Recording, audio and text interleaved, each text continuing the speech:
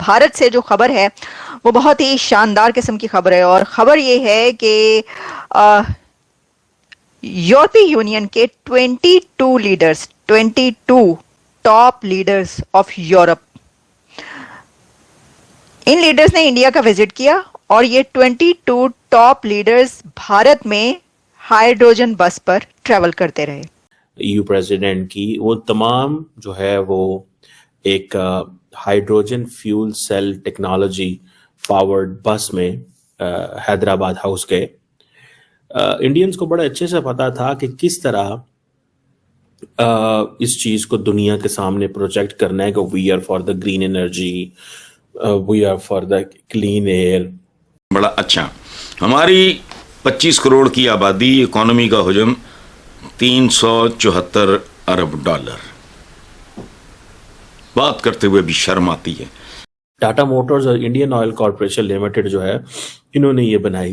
तो इंडिया के 366 billion dollars के रिजर्व हैं और हमारे पास मरमर आके 13 अरब। कत्तन नहीं, खुदा की कसम, इनके अंदर ना मुल्क के लिए को रहम है ना आवाम के लिए, है ही नहीं, फीलिंग ही कोई नहीं। झूठ सुन लो, गप्पे सुन लो, बड़के सुन लो, बातें सुन लो, बिल्कुल नहीं, रत्ती बराबर नहीं। यूरोप और इंडिया के बीच एक हिस्टोरिक ट्रेड डील कही जा रही है।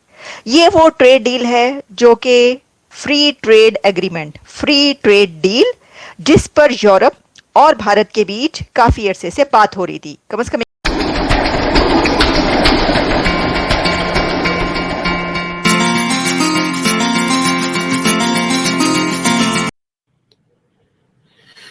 इंडिया कह रहा है जनाब आए India middle east Europe economic corridor में आगे काम करें, आए हमारे साथ। इससे पहले कि इंडिया यूरोपियन यूनियन को ऑन बोर्ड ले, यूरोपियन यूनियन तो तब इंडिया पहुंची है जब सारे का सारा इंडिया जो है वो यूरोप के साथ अपनी लाइन सेट कर बैठा है। अब फॉर एग्जांपल मैं पूछूं, वो अब बातें वो कह रहे हैं कि जी हमारे पास तो लिमिटलेस अपॉर्चुनिटीज हैं, पॉसिबिलिटीज हैं, लिमिटलेस, जितनी मर्जी आप हमसे काम करा लें, जितना मर्जी काम करा लें। और असल में वो क्या कह रहे हैं, दहशतगर्दी का भी जिक्र है, cross border terrorism. European union जो है वो भी जारी बात है क्रॉस बॉर्डर टेररिज्म की, और इंडियंस ने आजकल टेररिस्ट फाइनेंसिंग का भी जिक्र किया हुआ है, मुझे और बहुत ज़्यादा जिक्र कर रहे हैं टेररिस्ट फाइनेंसिंग। ये मेरा ख्याल है ये एक जो इम्प्रेशन वो क्रिएट करना चाहते हैं वो ये है कि जी अगर डायरेक्ट पाकिस्तान कश्मीर के अंदर इन्वॉल्व नहीं है तो पैसे भेजता है। ये टेरर फाइनेंसिंग की, ये मेरा ख्याल है, this is what that's my hunch, कि ये वो टेरर फाइनेंसिंग, और हम तो मुतासर हैं इस चीज़ से। बहरहाल मैं उस पर नहीं जाना चाह रहा, मैं आज बात करना चाह रहा हूँ ईयू इंडिया ये जो पार्टनरशिप हुई है। असल में जिस चीज़ के ऊपर फोकस है, India middle east Europe economic corridor, and the most important thing जिसको इंडिया ने और यूरोपियन यूनियन ने हाईलाइट किया है, D risking of supply chain.